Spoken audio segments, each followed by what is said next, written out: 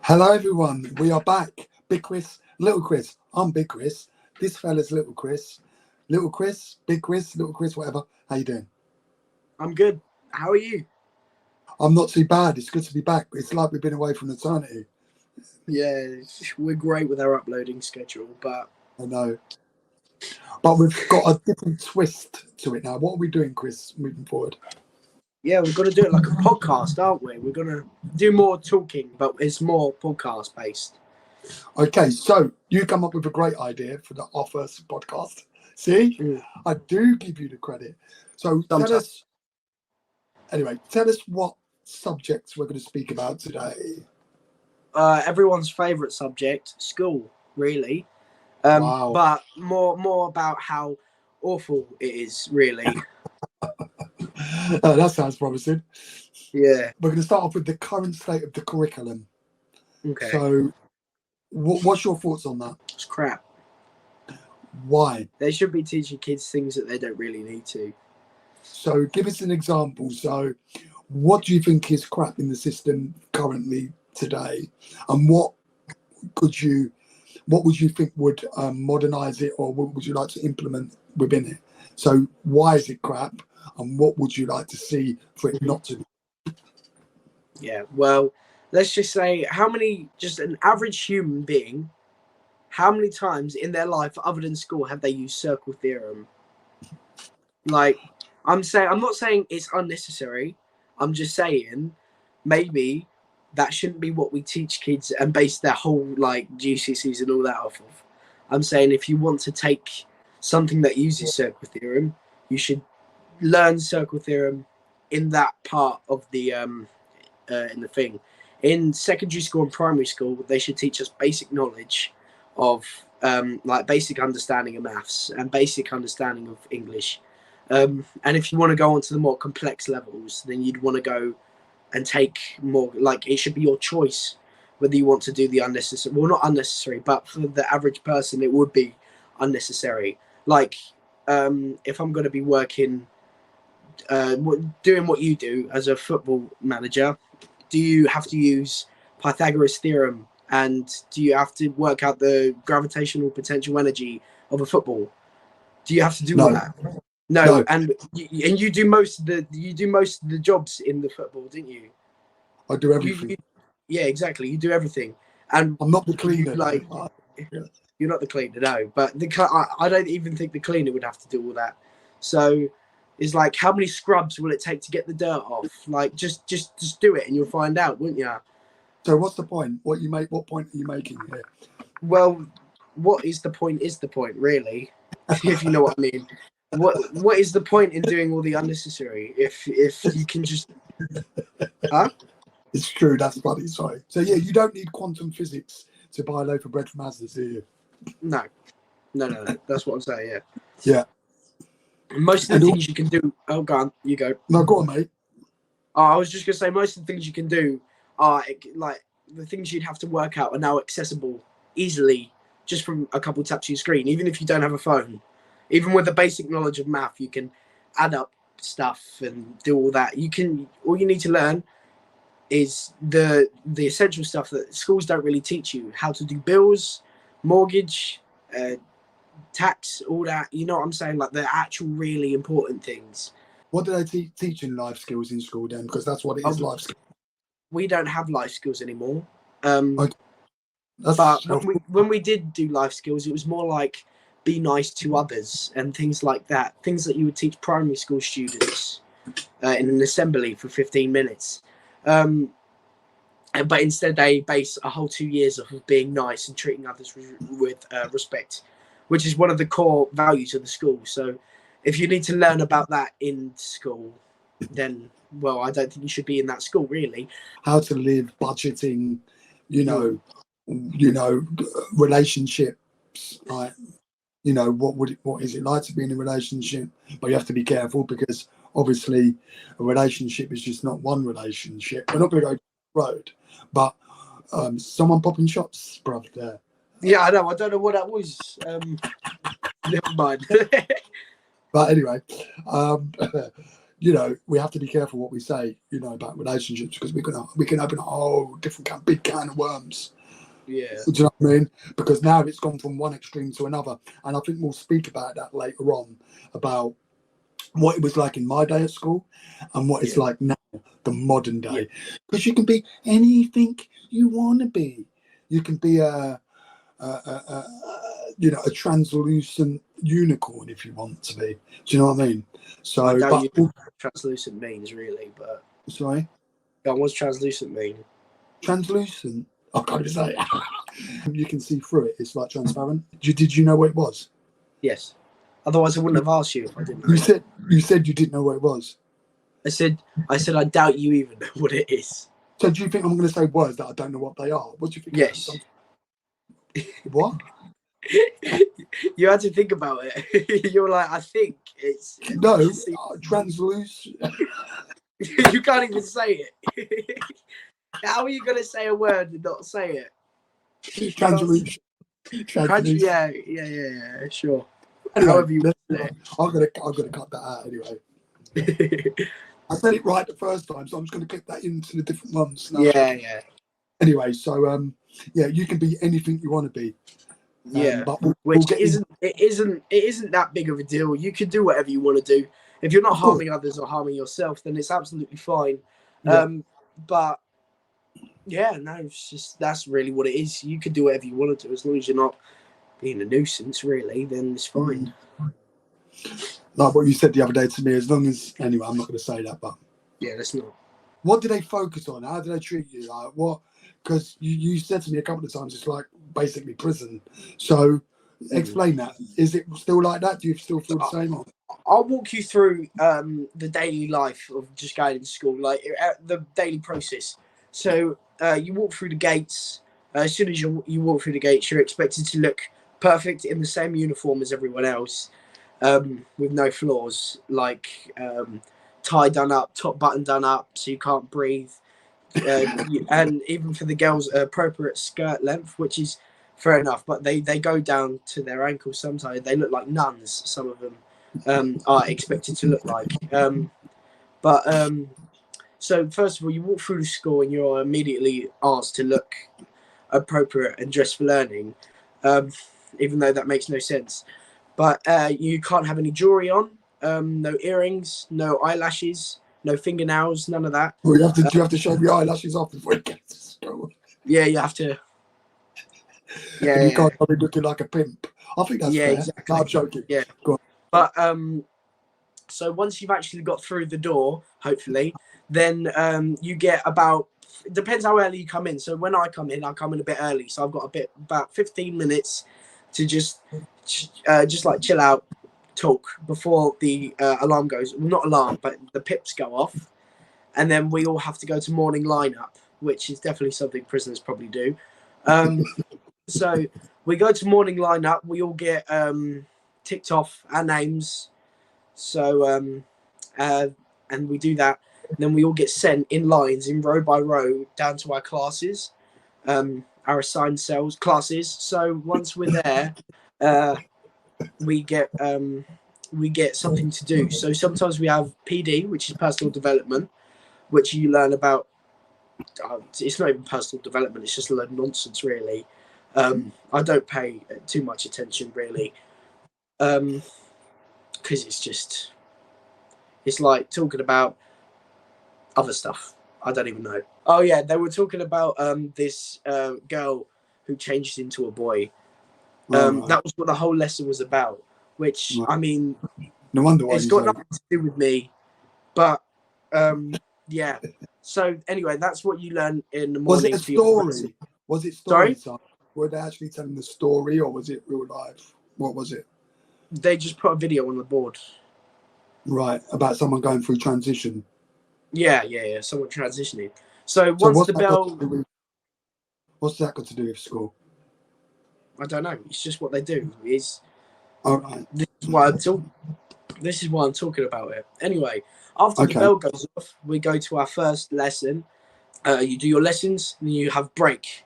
The bell goes off. You go down to break. You buy your food, and then you can do whatever. You get your free time, and then you do your 2 lessons, lunch, again same as break but a little bit longer, and then 2 more lessons, then home time. There's nothing too drastic. We used to have 2 lineups, but that's scrapped now. There's just one in the morning. But yeah, I mentioned about Reset. That is a place where you go. Well, it's kind of in the name, to reset. You just sit in a room for the remainder of the lesson, just in silence, doing nothing, staring at a wall, really. Which is kind of the same as something they call ISR, which is, I think, if I'm remembering correctly, it's the internal suspension room. But I'm not. Don't quote me on that. But it used to be called isolation, and that's just where you go the whole day sitting in a room, and you have to, in complete silence, do your work. You can't talk at all during this day, not even at break and lunch. Is that legal?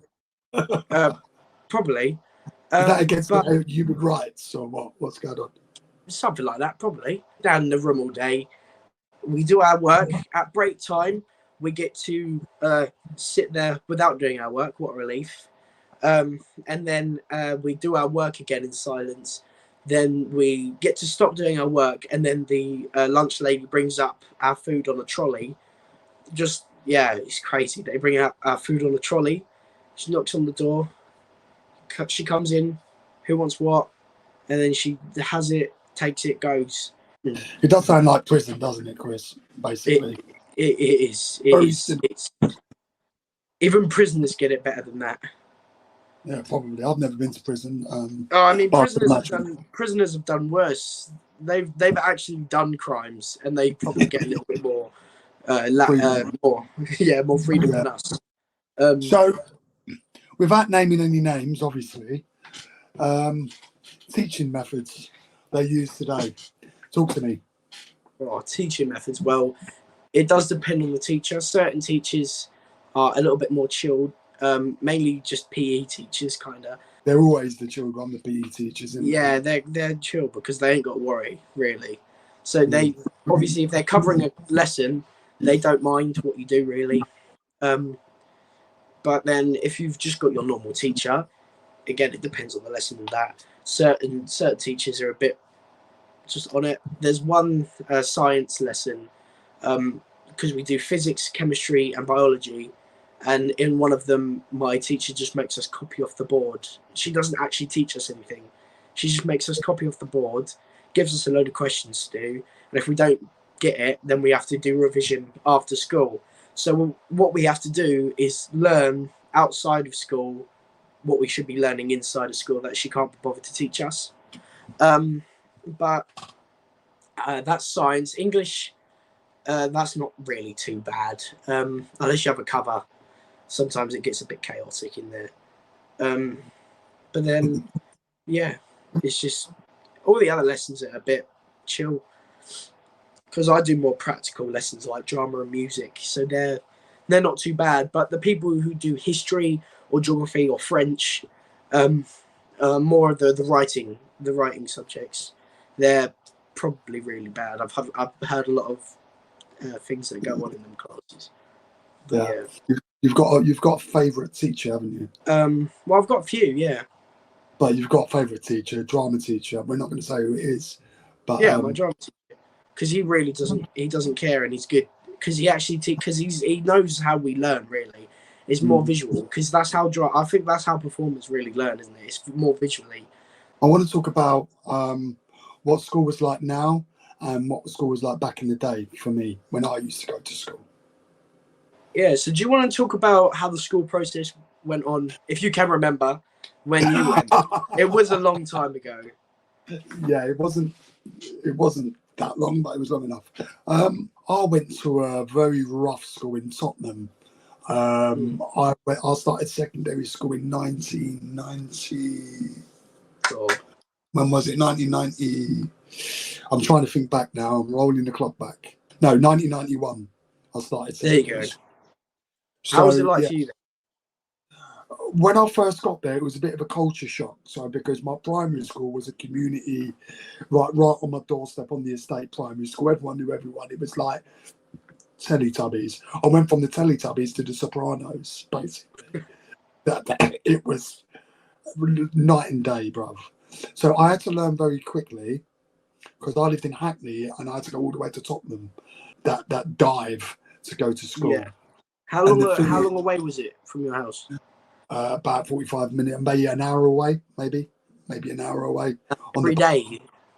Yeah, an hour there and an hour back. I used to get the 253 down to from Clapton down to Springfield and walk all the way from Springfield right round the back ways to Tottenham to my school. So when I was at school, there was no nonsense, mate. It was the survival of the fittest. Do you know what I mean? It was like prisoner cell block H. You had it was a very urban school, a very great mix, and there was 15-year-olds looked like 28-year-olds back then. They looked like big men. Do you know what I mean? Like, you know, the American prison movies with the head ones, Leroy and, you know, Delroy and that. Like, they were the year 10s and year 11s. I was a little year 7 with my little afro going in, you know. Hard to believe you had hair. Well, yeah, it's very hard to believe. With my very short trousers. I don't know why my mum never, you know, bought the right size trousers. I always was in ankle biters. I look like a right, you know, runt. That's what I look like. So I had this big afro. I look like something out of fucking Grange Hill. Do you know what I mean? Biker Grove. And that's an old school program back in the day. Anyone who's over 35 should know what that is.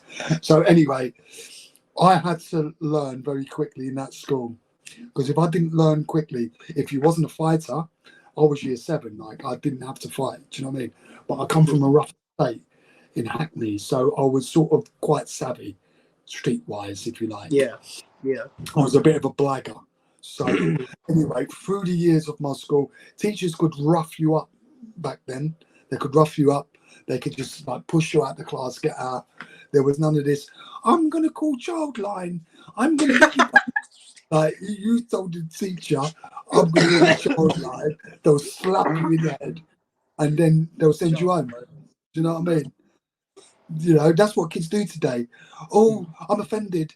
Please send me to the sensory room. Fuck that. There was none of that shit when I was at school. None of that. You know what I mean? So you had to, no one mollycoddled you or was like, there, it's okay. We can help you. You had to help yourself, bruv. And I'm telling you, it was rife with gangs in my school. So as the years went on and I started to establish myself, I was all right in year 7. No one troubles year 7s, not the big boys. Year 7s, they're nothing. Year 8 is when you get into year 9. That's when it all starts. You have to learn strength and conditioning, you know, in that few years. You know what I mean? It's a tough process. So by the time I got to year 9, you either can fight, because if you can't fight, you're going to get absolutely battered and rushed. You know what I mean? You used to get rushed. If you was a weak ass, they'd rush you, you get battered, and you wouldn't survive 2 seconds. We're not dealing with Mickey Mouse here. Teachers would turn their back. Like, there were so many blind spots in the school. It was like Belmarsh, do you know what I mean? Prison. So, yeah. So basically I thought, right, I don't want to be fighting because I ain't got time for that shit. So I thought, what I'm going to do, I'm going to be a fixer. I will organise things. So what I used to do, I used to work between the top boys, all the top boys, and do bits and bobs and go in between, get little things done. I used to organise wrestling matches. Yeah, you used to get through a lot of boys. Yeah, what? Huh? What did you say? You used to talk to a lot of the older, Yeah. So I see what you did there. That was naughty. I'm going to cut out. So No. I used to. I'm not going to leave that in. So I used to go between everybody. So if there was something that needs to be done in school, like if there was a kid that was targeted, they'll go, Chris, we need that kid because we want to do him over. I want you to befriend him and then bring him to us. So that's what I used to do. I had a friend called Johnny John, right? And basically he was shouting his mouth off. You know, John, he just don't stop talking. Yeah. So they wanted to do him. So we was in class. He joined the school. He had a plaster on his leg or his arm, I can't remember. And they said, who wants to look after him? I put my hand up straight away. I'll be his mate. Do you know what I mean? his buddy. But number one, we go early to lunch. That's why. And number two, I had access to him, so I can befriend him and I can take him to the boys, and then they can do whatever they want, innit? So I gained his trust over about 2-3 weeks, and then he trusted me. So I said to the boys, right, he's got my trust now. So what do you want me to do? Outside the school, walk down the road, and it was on the right. And boy, that's where all the fights happened, because that was just like wasteland. Do you know what I mean? When no one was there, it was like you could kill someone and throw them in the bushes. No one would do. You'd be there for about 2 weeks. So I took him over there, and yeah, it was shock horror basically. So they put him in the bin. They actually put him upside down in the bin, and then yeah, they started fucking kicking the bin, rolling it down the thing. So I had to say, look, let's stop this a minute. Let's stop. Enough is enough. Let me take him out. I'll get rid of him. So they did stop, funny enough. So I got him out of the situation. And he was my best friend ever since. Well, you met Johnny John, didn't you? Yeah, so yeah. all the 30 years later, he told you the story. Yeah. What happened. So yeah, school back then, what you could get away with murder, you could beat up teachers. I see students beat teachers up in the classroom. Like there was this African teacher, and it was a saying. There was this girl in my class. She was tough, and the geography teacher, she was an African lady, and I felt sorry for her. And she went, "Will you not?" And anyway, and then she just got attacked. This girl attacked the geography teacher, and she was like, oh no, you're breaking my legs. You're breaking my legs. You're breaking my legs. So then the theme in school, legendary. Everyone rushed in, all the teachers woke it all up, and the woman was on the geography teacher was mashed up on the floor. So I was laughing, like I was like, you're breaking my legs. You're breaking my legs. And everyone was like, you're breaking my legs. And then it was just a running theme for years. It was legendary in the school. You know what I mean? We would just look at each other and go, you're breaking my legs. And then everyone was, it was just so, Yeah. It wasn't funny, but it was hilarious. Yeah. Do you know why But yeah, she got huh? Do you know why she got beat up? Or is it just I don't know. I think she said something. She wouldn't let her out. Yeah. And she said something and she just attacked her. She just beat her up, boy. Mash her up. Pulled her hair, kicked her down.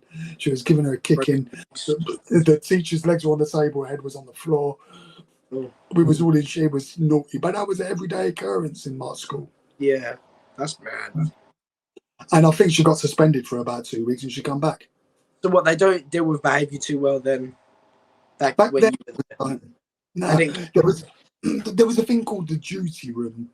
So there was like, you used to go down to the duty room and you used to sit in between, like there were like booths. Yeah, yeah. Sit there, but not all day, like for an hour for the rest of the lesson. Yeah. And then you used to leave. That's it. Yeah, that's what isolation used to be, but the whole day. But that's what it used to be. And then they moved to the conference room, which is a bigger room. And then it's there's no booths now. They're just tables, but you can't turn back or talk or anything. Yeah, but what I done, I blackmailed my head teacher basically. I emotionally I conned her. So basically I found out she liked tigers. So I bought her a picture. My nana had a big picture of a tiger. I said, Nan, I like that picture. Can I give it to my head teacher? She said, yeah, of course you can. So I was in a bit of bother in school, so I knocked on the door. I sat down. I spoke to her. I said, Miss, I bought you a lovely picture. And she went, oh, she was well happy. And since that time, we was like that. I never got in trouble again. And that picture of the tiger was on her office wall every time. And she had a soft spot for me after that, you know. Yeah. You know, and she was strict, bruv. My head teacher was strict. She actually had a heart attack and died on stage, in assembly in the actual school. Horrific. That's crazy. I know, horrific. She was a big lady, and she had these little shoes, and I remember her feet, all the fat was over there. She had little tiny shoes. She looked like Mrs. Trunchbull, but like sort of dippy, sort of. Yeah.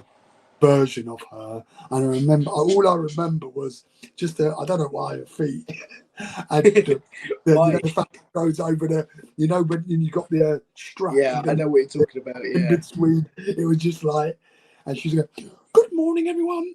Good morning, everybody." And I was like, "Okay, yeah." And then she died. Like my primary school head teacher. Yeah. Good morning. Good morning. Good morning. Good morning. Yeah.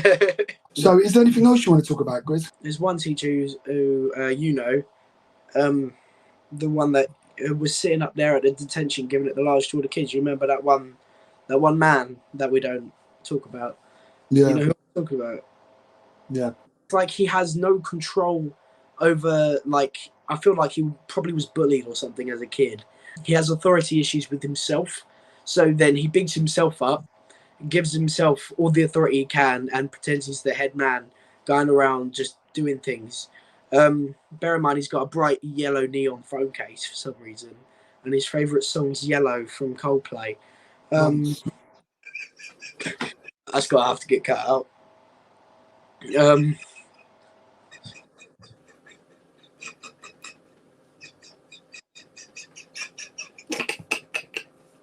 On that bombshell.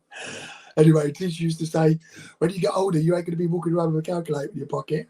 How Rob would say. Yeah. Yeah. But yeah, it's just some teachers, I feel like they probably just didn't have it in them when they were children, and they just they had no self-esteem, and their ego got so large they decided to bring it out on the kids, in normal ways. Jimmy? No. I know. They used to bring it out they just used to take it out on the children because they have no one else to take it out of, which I don't think is a suitable job. If you're going to be doing that, you shouldn't do that job. You should do something else. Most of them still have that ego that's too large for a teacher. And it's too much. They think they overrule everything, especially back to that other teacher who we were talking about. He just infuriates me. Anyway, that's about it I have to say. Well, thanks, Chris, for this insightful, fascinating podcast about modern day schools. And we've gone over we've covered a lot of ground there. So that's fantastic. We'll be back next week with a different subject. So thank you very much, Chris. It's been wonderful. So it's a goodbye from me. It's a goodbye from me. Stay frosty. They call me a